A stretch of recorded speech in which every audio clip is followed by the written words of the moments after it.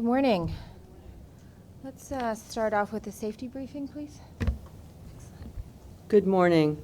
Your safety is of the utmost importance to the MTA. Therefore, we ask that you listen to the following instructions. In the event of an emergency, notify emergency personnel in the room and 911 should be called. If an alarm sounds, wait for a public address announcement and follow the instructions. If told to go to another floor or to evacuate the building, leave all unessential items behind and use stairwell A just across the main hallway or stairwell E down the hall past the elevators. An automated external defibrillator, AED, for use by trained personnel is in the main hall just past the elevators. Thank you. Thank you.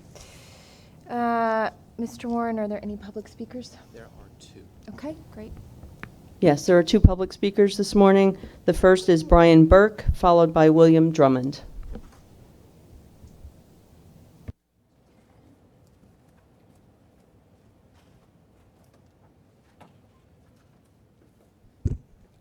Good morning. My name is Brian Burke. I was hired by the Transit Authority in 2001, February, as a train operator.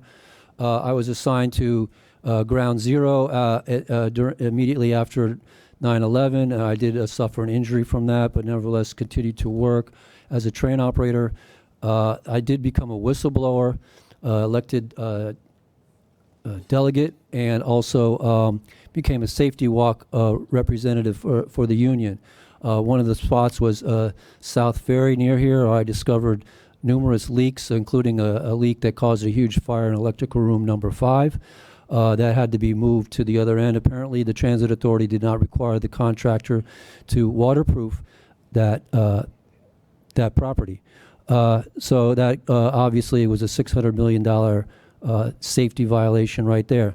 Also, I was assigned to, close by as well, a City Hall station where I discovered where the precipitation of the steel dust, and of course, which is the public is breathing in, which includes items such as desiccated rat feces, dead rats, and of course silica, concrete dust, of course the so-called steel dust itself. All these things that employees, of course, are breathing in and the public is breathing in. Now these are two very important safety concerns, but what happened was in 2014, because of my whistleblowing activities, the Department of Law, Ms. Kristen Nolan, ordered I be assaulted while I was operating trains, 5 different supervisors over 2 days, which resulted in an injury to me, and of course, thank God, nobody else. But obviously, these 3 issues of safety, which is can greatly endanger the public, are something I think you should address, and I'd be happy to speak to anybody about this after. Thank you. The next speaker is Mr. William Drummond.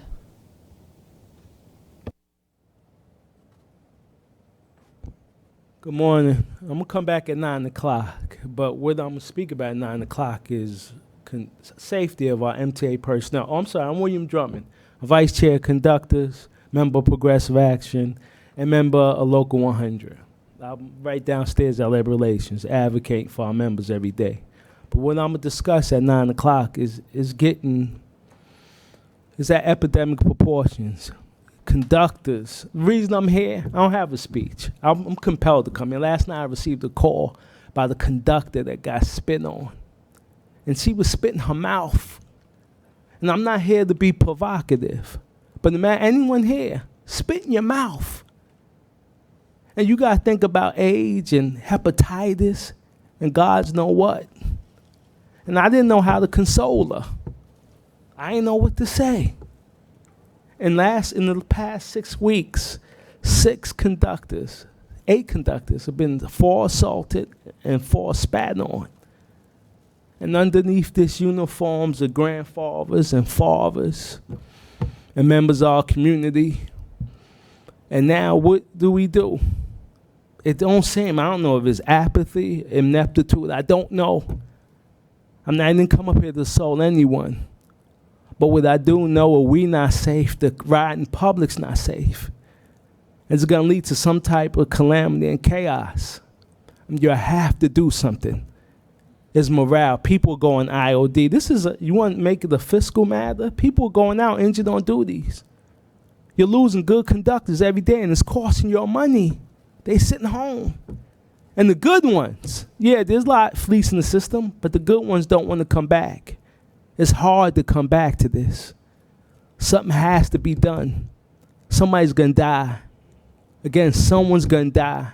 I want to make that prediction, but it's going to happen. I'll be back at 9. Thank you for your time. That concludes the public speakers. Thank you. Is there a motion to approve the minutes from the April 17th committee meeting? Second. Approved? I'm sorry, all in favor? What? Oh, I see.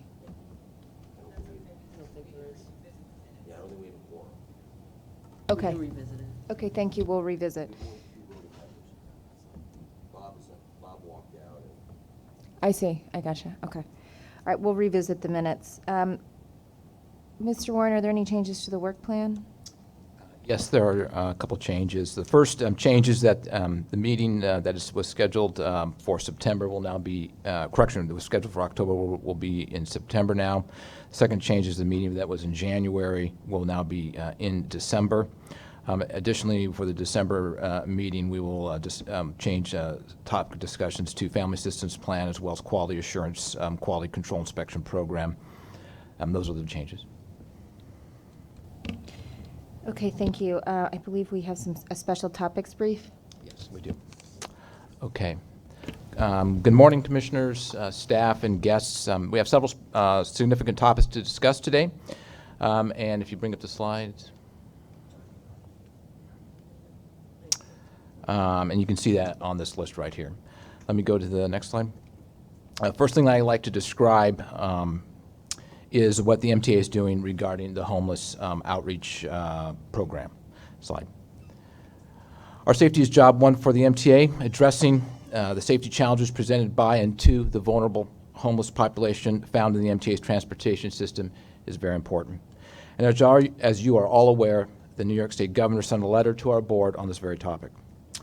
Statistics regarding the number of homeless in the MTA transportation system are in your book, board book, but I'd like to take a couple of minutes now to discuss what MTA is doing to improve homeless outreach.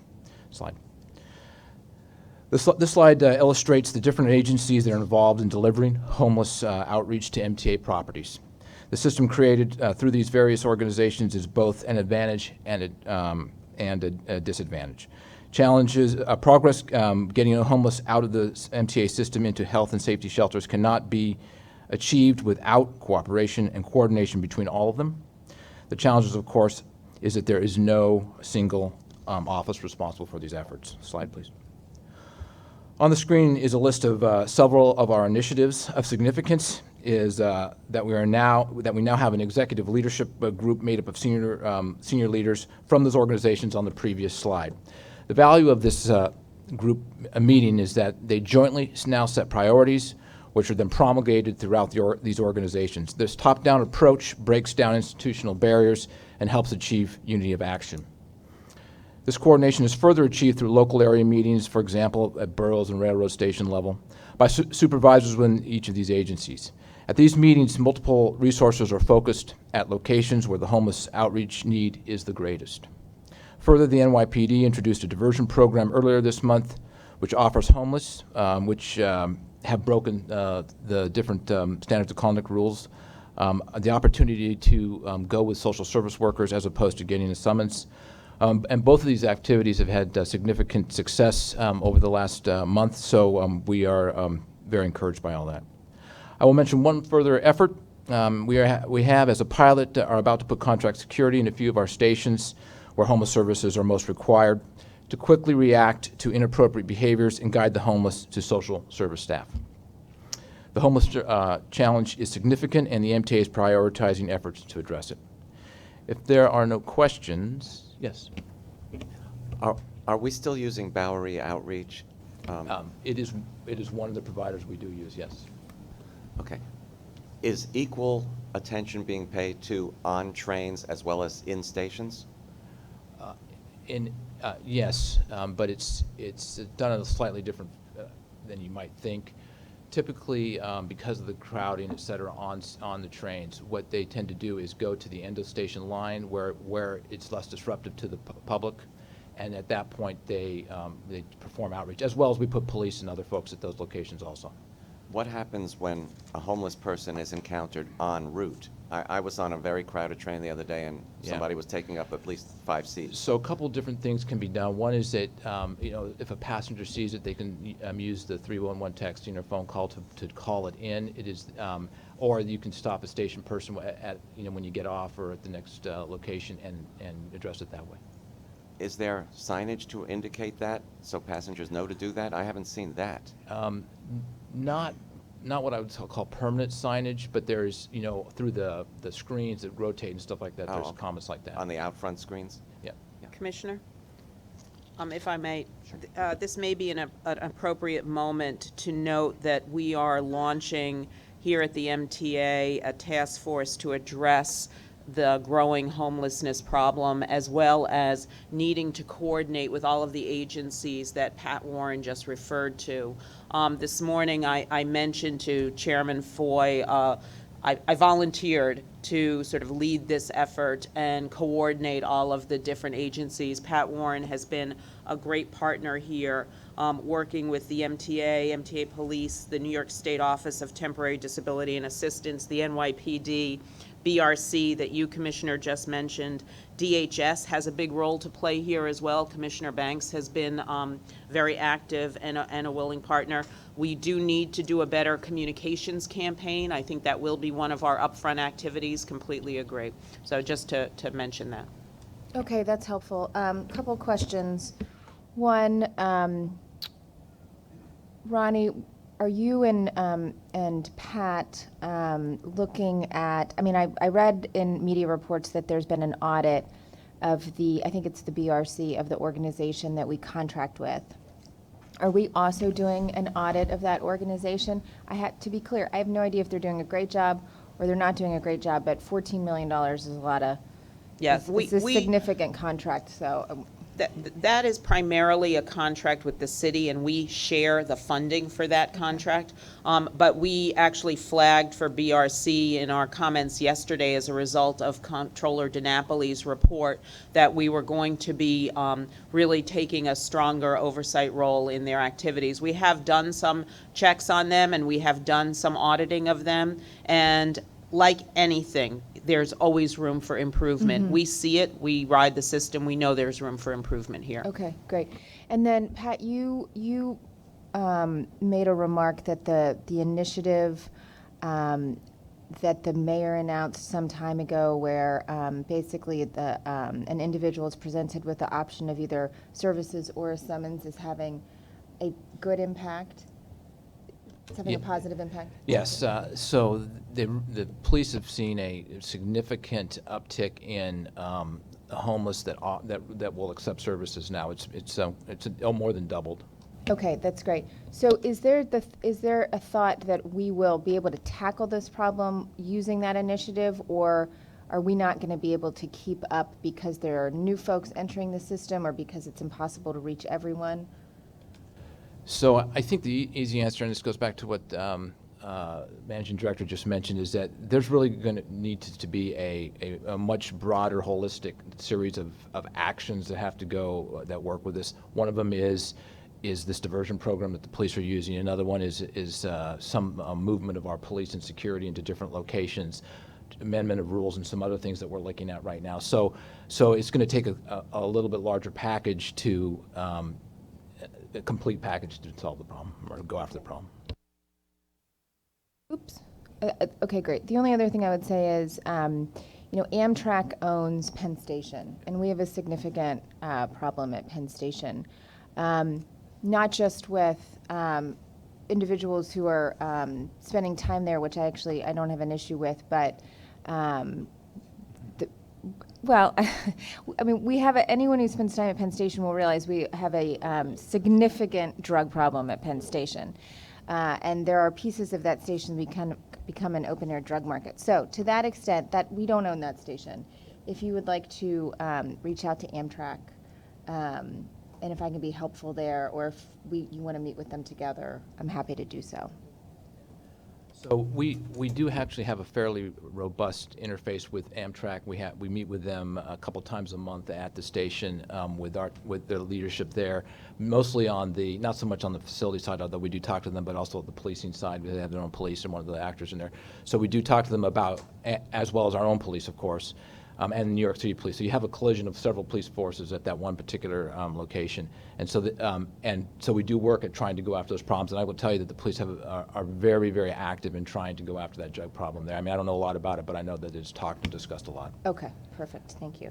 And then, sorry, one final question. Do you think it would be useful to consider adding both police, as I think Commissioner Schwartz mentioned, Monday, and or uniformed security officers to this problem At Penn?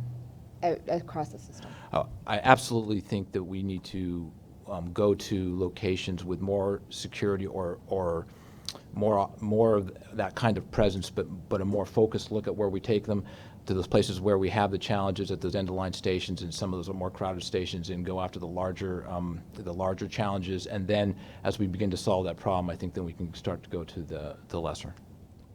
Okay, all right, thanks very much. May I? Next. Oh, I'm sorry, yes. So I would just like to offer up a suggestion that I've made in the past as well.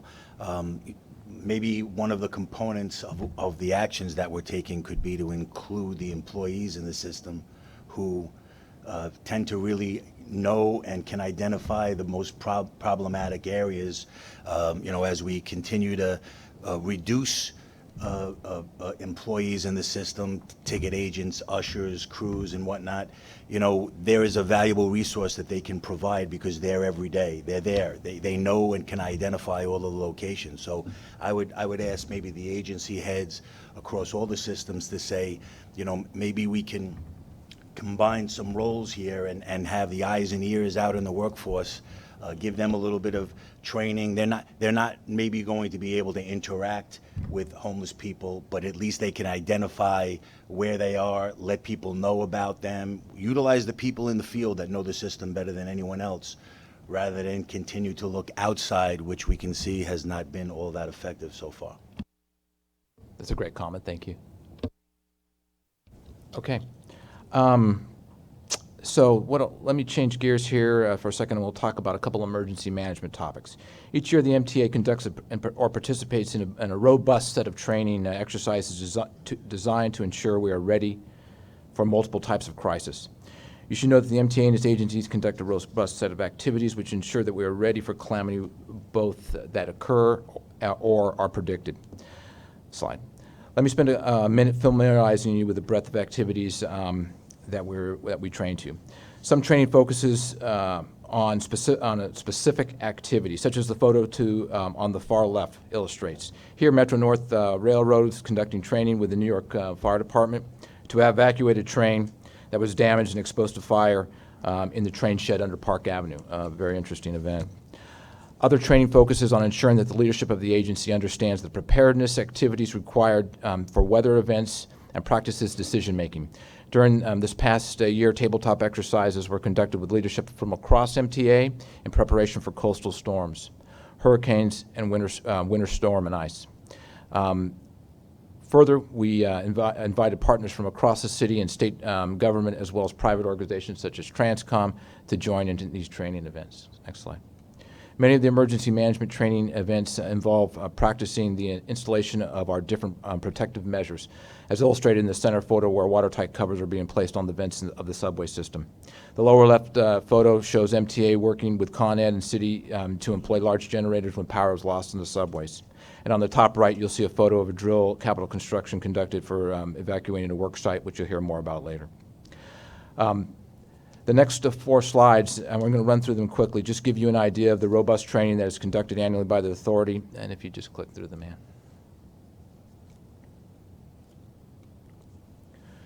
Now, I'd like to turn the floor over to Senior Vice President and Chief Safety Officer for Capital Construction to take you quickly through an exercise his team performed to prepare for work site evacuation. Peter, the mic's yours. Good morning. My name is Peter Koner. I'm the Chief Safety Officer for MTACC. Today I would like to focus on a exercise that we provided for evacuation of the Manhattan contracts from approximately quarter mile away and 15 floors down below onto the street level. This exercise took place on March 20th, and next slide, please. Pre-planning is paramount to this effort. So we do safety walks, we do safety tours with our fire department responders to make sure that they're familiar and they can support any and all emergency that may actually happen. We make sure that our exits are clear, that we have sufficient lighting, we know how to evacuate, we know the prerequisite routes, and we practice this evacuation plan on a quarterly basis on individual contracts. Next slide, please. So how do we go about this whole process? The evacuation drill starts with the 3 long horns, blasts, message is quickly communicated through the site. All workers are beginning to exit through the nearest exits onto the designated muster points on the streets. They remain at the muster points until everybody's accounted for to make sure that there's no one left behind. So the full-scale evacuation drill, next slide please, happened on the 20th, and what you will see is what we have, how did we do. At 10:30, staff notified. 10:51, full evacuation of underground completed in Manhattan. 11 a.m., accountability of all contractor staff at muster points. 11:05, full sweep of tunnels was confirmed that nobody was left behind. 11:10, everybody has returned to work. This is over 500 workers that has actually accomplished this. So 538 workers, 21 minutes, all work accounted for, 30 minutes, back to work 40 minutes. So this really kind of talks about how we approach and how seriously we take our evacuations. And this is something that we practice on a quarterly basis, and I think it's something that we are very, very proud of. That's it for me. Thank you. Thanks, Peter. Next slide, please. The next bit of information regarding emergency management involves the introduction of a new mass notification system from the Everbridge Company. Many of you may have some experience with this firm. Firstly, this system provides mass notification to get messages out quickly to the workforce. This quick notification will reduce employee exposure to risk caused by an incident and will increase MTA's reaction time for an incident, which can save money, time, and disruption to the MTA network. What makes the system more valuable is its ability to focus incident communications. These are notifications tailored to be received by a select group of individuals, hence reducing levels of complexity in the communication process. To demonstrate this, Commissioners, your phones should be receiving a message that was designed just for you, if you would acknowledge to the call. It can be tailored to ask you a question. It can be tailored just to give you information. It can go to your phone, your email, text. It can be a voicemail to your home phone or whatever. It can be tailored in any fashion. Got it. Success. That was risky. We have faith. We have faith. By acknowledging our emergency managers now know the status and subsequently prioritize any further response. That's one of the values of it, is that when an employee responds, we now know that they're okay, or that they're actually alive or functioning, depending on what kind of incident occurred, or if we ask them a specific kind of question, they can respond to it, so we can get the organization more tightly organized and functioning rapidly. This new system further ties together the disparate messaging platforms used by the agencies, providing just one stream of communication for the leadership to manage through a visual command center. The last item I will mention is the Safety Connect feature, which will allow MTA employees to alert MTA command centers if they are in trouble. Slide, please. This slide describes the capabilities of the MTA gains using this new system. I will highlight the cost reductions received from moving from one multiple notification system to just one, from multiple systems to just one. Savings are also gained by facilitating the authority's ability to more nimbly react to a crisis and consequently providing mitigations at the earliest opportunity. Slide. This slide highlights, this shows the timeline, and it shows that we'll have full implementation at the end of August. Now I'd like to switch gears to focus on more traditional safety topics. Each agency will next review their safety statistics with a focus on describing their mitigation efforts to either reduce or sustain the levels of safety that they have. Can I ask one question about, before we go to the safety statistics? So by the end of August, every employee of MTA will be on the emergency notification system? That's correct. Pretty much they're on there now. What will take a little bit more time is getting some of the more robust command and control features in place. Okay, so and you don't have to be on a Wi-Fi, as long as you're in some kind of reception area, you're going to be able to use the system. If we have your personal cell, your government cell, your work email, your any of those things, and you don't have to give up any of your personal stuff. You can, but if you choose, you can have it put into the system, Okay. and then it'll send a communication out to all of those systems, or just the ones we tell them to. Okay, so obviously helpful in an evacuation or in some circumstance where you have to notify everyone to muster at a certain point, or whatever, don't come to work because MTA is under 9 feet of snow, whatever. But employees would be able to use this to respond back in the case of an emergency. So I'm in the tunnel, I've evacuated the rail car, we are heading towards the exit, I'm in trouble. Yeah. And that, So those are the ideas of all the ways we can manage this thing. I personally haven't thought of that one until you mentioned it right now, but those are the kinds of things that we can explore. okay. Yeah. All right, sorry to interrupt. That's okay. Okay, so now we're going to talk about statistics, and then the other thing that we're going to talk about is CCTV cameras. They are a frequent topic of interest for the board, and so the chief safety officers will describe how they use those systems to promote safety within their organizations. So if Lori would kick us off, please. Okay, good morning. So the next two slides are going to detail some of our lagging indicators and our mitigation activities that we're doing to address those incidents and those statistics. On a high level, safety is about managing risk. And we all know in the railroad operating environment, it's a very physically demanding environment, and there are unique hazards that exist in that environment. And if you distill safety down into its two most fundamental elements, it's about unsafe acts and unsafe conditions.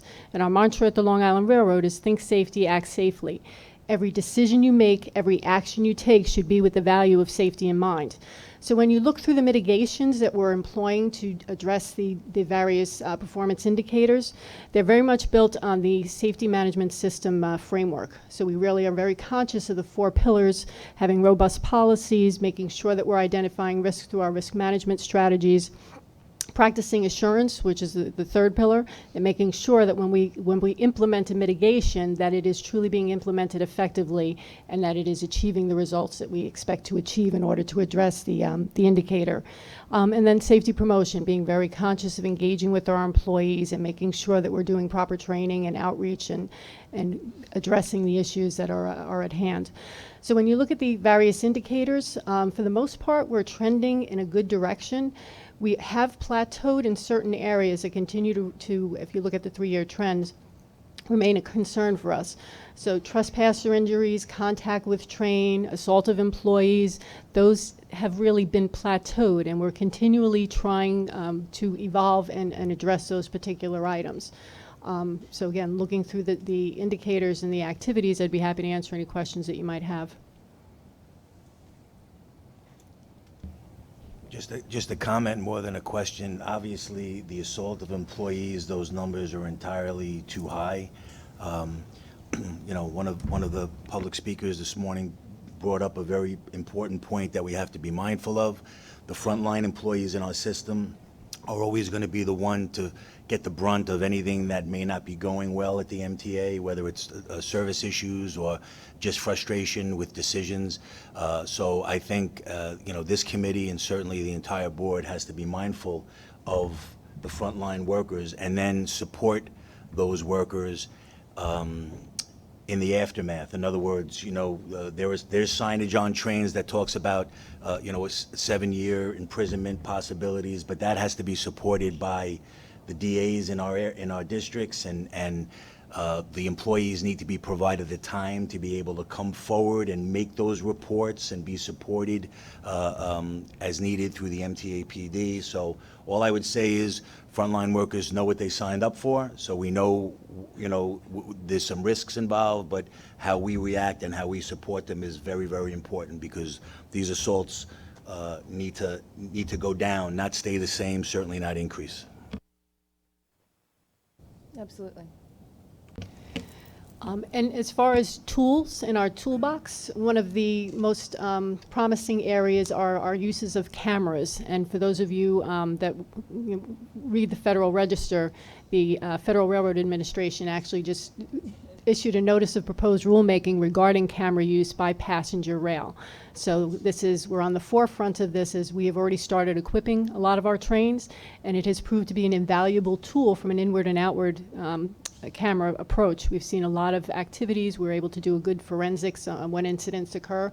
So our use of the cameras on board trains, as well as in stations and at grade crossings, we've only scratched the surface. We're on the forefront of this, but it truly is a very valuable objective witness to events, and really helps us to be able to understand what's happening and what our employees are experiencing in the field. Thanks, Lori. Justin? Good morning, Justin Bonashek, Vice President, System Safety, Metro North. So over the past 12 months, we've been able to drive the customer accident rate down over 15% through various customer safety initiatives. Our TRACS program has reached nearly 70,000 individuals this year. We have continually grown this program to address various safety issues such as emergency preparedness, bridge plate and gap safety, and suicide prevention. We also make every effort to ensure all trains within GCT are at their track 20 minutes prior to departure and in consistent locations throughout the terminal. This helps to reduce the need for passengers to rush to their trains at the last minute, causing safety incidents for our customers.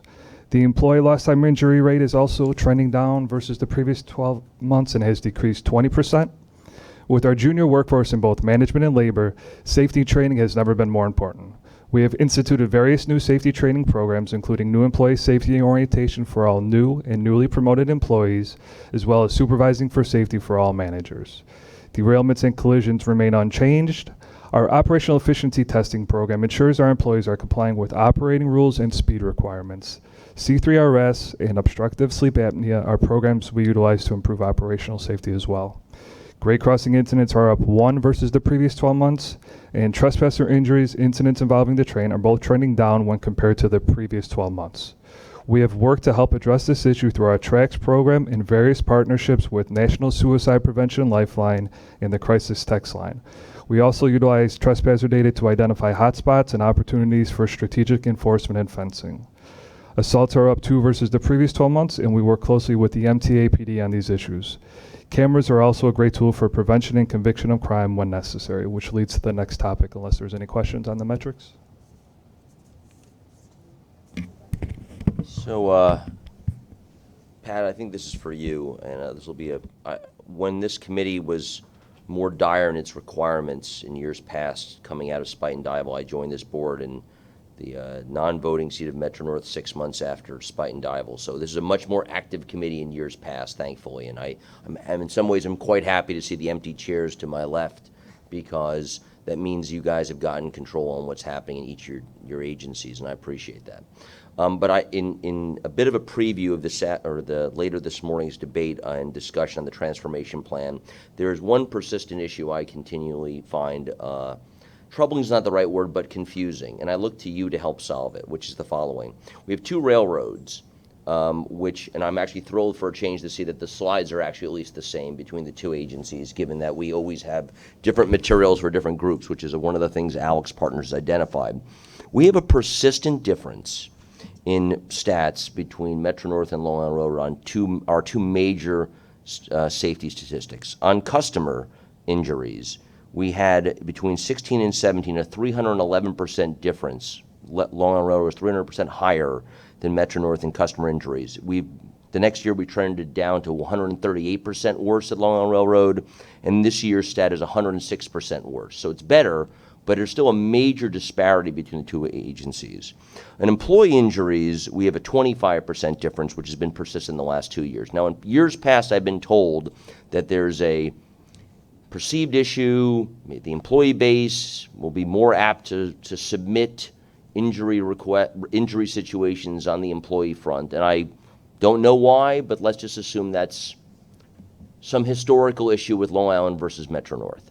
However, the customer injuries should not be different. This is not an absolute number, this is a rate issue. And as a rate, it should not matter how many trains, should not matter how many lines, it should be ceteris paribus, all things being equal, the same. And yet, persistently, I don't understand why. I would like to have an investigation. I don't mean investigation as in the capital I. I just mean a assessment as to why. Because it shouldn't, under any circumstances that I can foresee as a rational, math-oriented person, have these two things be different. And yet, year after year, as I sit in the seat, they are still different. And so I'd like you to actually work with Justin and Lori to figure this out, because I don't understand it, and I assume my colleagues think that doesn't really make a lot of sense either. Okay, got it, thank you. All right, on to cameras. So Metro North utilizes cameras in various ways to improve the safety of the operation. In the photo on the left, you can see the location of our outward-facing camera from the head end on the engineer's side, and the other photos show the view from the outward-facing cameras. These are great tools for investigations. They allow us to have a better understanding of what occurred, to identify safety issues, and develop methods to prevent future accidents or incidents. In addition to investigations, we also use cameras to review crew performance. Metro North has a video review committee comprised of various departments including safety, transportation, maintenance away, maintenance of equipment, rules, and labor representatives. The committee meets monthly and reviews various videos to ensure employees are complying with operating and safety rules and procedures. Findings from the committee meetings are shared with the employees to improve crew performance. Cameras are great tools for improving safety, and we are just beginning to see the benefits of them. That concludes the presentation. Thanks, Justin. This would apply to both railroads. Are these cameras monitored in real time, or is if there's an incident, you then look at the footage? You would look at the footage following the incident. They are not monitored in real time. And how long would each amount of footage be kept? So it's kept for 30 days. Okay, thank you. Thanks, Justin. Okay, Peter. MTACC has a continuous improvement process for its safety, and it's focused essentially on hazard identification and control over how and what we can influence safety. We typically focus on the 5 main issues that continue to create problems for us. Fall protection, ladder safety, housekeeping, electrical safety, and the general safety, which is PPE and the likes of that. What do we do about it? We train, we provide engineer controls, safe work plans, and audits, and then we revisit it all over again. The hours that we work for this year as compared to last year are somewhat over 300,000 higher already this year than they were last year. We have 4 major contracts afoot: CanRC, Third Track, Eastside Access, 3, and those are really accelerating, and we're hiring more and more people, so more training, situational awareness training, and onboarding is required. Any questions? Thanks, Peter. Two items I would like to ask about and maybe get a quick report back on. I don't expect it today, but between now and the next committee meeting, which is in September, is one, what are we doing to address the issue of employee assaults? Certainly, the member of the certainly the public speaker mentioned it, but it's something that's been on all of our minds, I know, because of the reports in the media and the reports that we're hearing internally. So, number one, I'd like to know what we're doing to address that issue. I know the fare evasion effort includes additional police, and that part of that is in order to make sure that we've got better worker safety. We've got a better approach to worker safety, but I would love to hear an assessment on how that's going and what we're doing. Please, Commissioner Zuckerman. I'd like to bring more than just safety into this one. I would like to have input from Tom Quigley as to what we can, and maybe with our government affairs folks, about what we could ask the legislature to do, because right now we clearly have a penalty, right? It's mildly displayed, but I do see it on the trains in Metro North, I think it's 7 years for assaulting, is that right? Up to 7 years. But I would like to talk about how we, could increase the penalty potentially, and then secondly, from our public relations folks, how we can start to message that violation. Now, those who would perpetrate such a crime prior are not deterred by 7 versus 8 versus 9 years, nor are they going to read the sign and be like, oh, geez, I probably shouldn't hit someone. But I think, much like our Don't Beat the Fair campaign, on the margin, it could help create some form of awareness and or having John Q. Public care enough to stop someone else from engaging in such behavior. So I wonder if we can, I mean, I feel like safety is a portion of it, just like the homeless question. There are many other entities that I think are involved, messaging as well as legal and law enforcement. So if I may just offer an interim comment, which is, as part of fair evasion, you're correct, Commissioner, we surveyed with the TWU what the top bus routes and subway area locations were where they felt multiple employee assaults had occurred, made the NYPD aware of that for their heightened vigilance as well, working with the Transit Law Department to effectively pursue prosecution of these employee assaults perpetrators, and also and your legislative suggestion, Commissioner, about recidivism and how to deal with that on the subway system too. So, thank you. Yep. So, listen, this is a great conversation, and obviously our workforce is going to be appreciative of this type of research. Also, if we're going in that direction, maybe, determining the difference between what is constituted an assault and what ends up being harassment, because I can't tell you how frustrating it is sometimes to just learn that somebody's going back to work the next day after being harassed when they've gone through something horrific like we've heard earlier. So it's not always about the physical injury. It's about just the menacing acts and harassment as well. So maybe we could, get some momentum with clarifying that. Agreed. Yep. Commissioner Zuckerman. Thank you. And this is for Norman and Vinny, and if John was here, I'd ask him to listen, which is, it would be very helpful to have your viewpoint, and I'm cognizant of what the speaker said earlier, that labor may not feel like management is looking out for the employee base. And I know we've had some tough words in the last few months related to various discussions, tied to the timing, but it would be helpful to have you guys provide us a pulse check, if you will, of labor feeling like management and the board is looking out for staff, because, and I'm not asking for an opinion about that right now, but I would like to know over the next few months if we do address this or try to, if you can gauge whether there is some movement, because I don't want to speak for management, I will speak for myself. I do care about the employees. I do want their morale to be in the right place. I do want them to feel like they're being protected as much as possible. So it would be helpful to have your viewpoint about that. So I'm not necessarily providing an official viewpoint at this moment. I will tell you this. I know management does not want our employees mistreated. There is no way in the world. I know how upset that the agency gets and the agency heads. It's not a matter of they're not doing enough. That's not necessarily the question. It's these numbers are alarming. We're in tough times, so we may need to do more to eliminate it. That's all I'm saying. I know their heart's in the right place. Much as when we were discussing the homeless issue, we talked about signage indicating call a certain number if you see a homeless person. Perhaps we should have similar language if you see an assault on a transit employee, call such and such or text such and such, so that attention can be paid immediately and perhaps authorities can get to the scene of the assault in a more quick manner.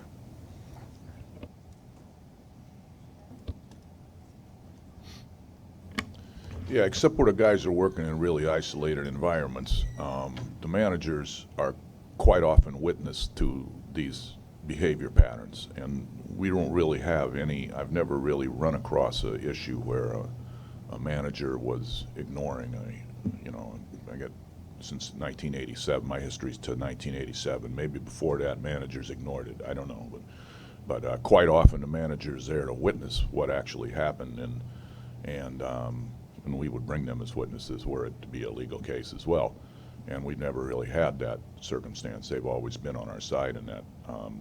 I do think that the people that are thinking about this now with the whatever you call this, transformation, reorganization, the fear of some of the leaders, both among the unions and among the managers, is that as more authority drifts to Manhattan, that there will be less of this sort of interpersonal contact. And I don't believe any of them that even think that would think that the people moved away in authority to a central location would not care about the issue.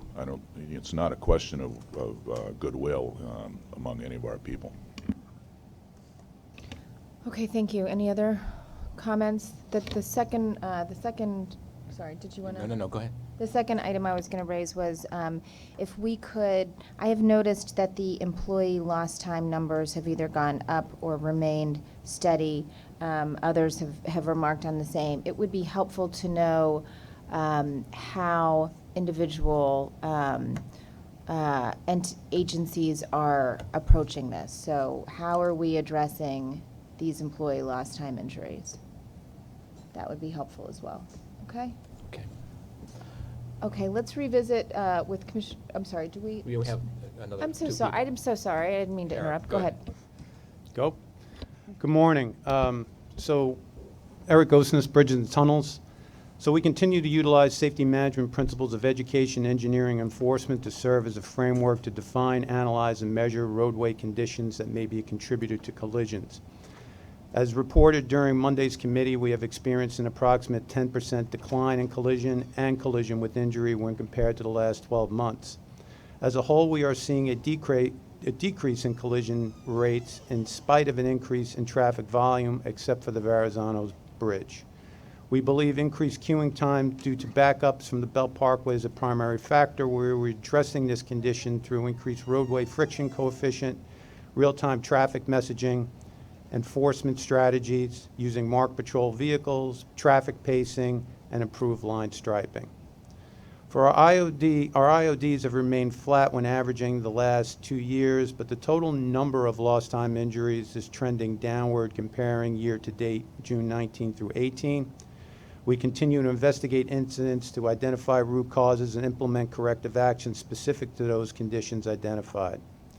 As far as trespassers and emotionally disturbed individuals, B&T is working closely with New York City Department of Health and Columbia University as part of a joint assessment team to look at sign language, sign location, other communication strategies that interface with New York City well, and the training of our officers. Next slide. Camera coverage on average is line of sight, where we use camera feed to analyze roadway conditions for each facility and use the same feed for forensics to analyze collisions and motorist behaviors. We monitor roadway for emotionally disturbed individuals so that we can respond timely, assist, and guide individuals to safety. Next slide. Here is an example of one of our facilities. As you can see, the RFK's camera coverage gives an approximate end-to-end view of all 3 spans.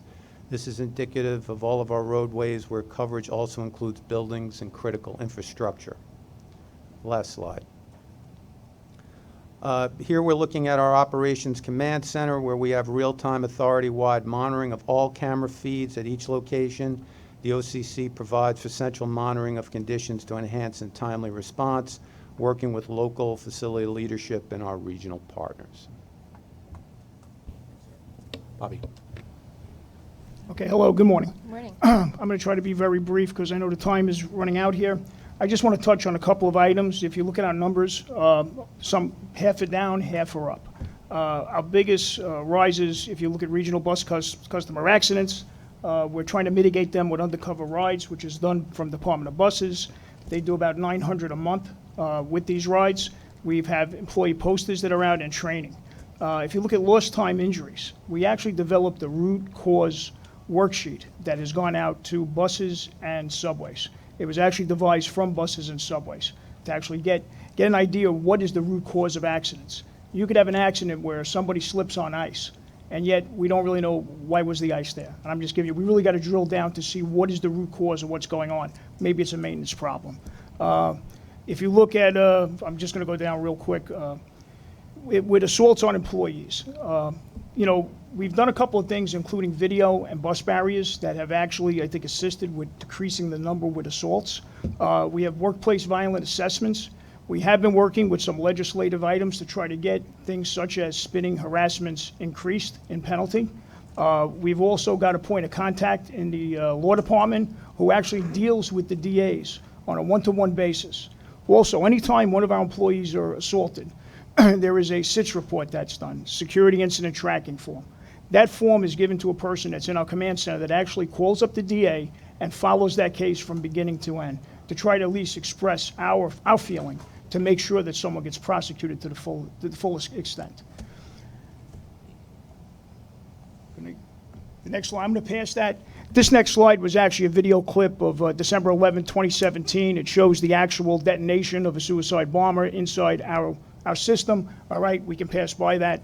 And this basically has the numbers of cameras that we have.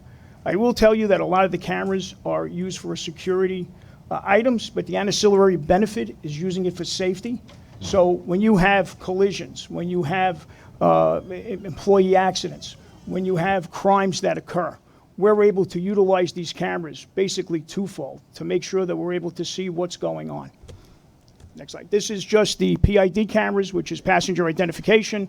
If you look at it, you probably recognize this from being on TV. When they're looking for somebody, they're very good, high-quality cameras, high-quality pictures. This next picture is the LID system, laser intrusion detection system, which it basically picks up trespasser events. Every time that we get a LIDS violation, police are called, they respond to the scene, some arrests have been made. And this is actually from our bus video. Standard bus has roughly between 8 to 10 cameras. Our TICs can have 10 to 13. These are used for everything from operator assaults to accidents to actually injuries on duty. The one note I want to make is we have about 2,100 of our cameras actually on the operator right now, as well as about 760 buses with cameras, which I call outriders, which actually pick up the outside of an event happening. It's a really good system. And with that, I'll take any questions if there's any.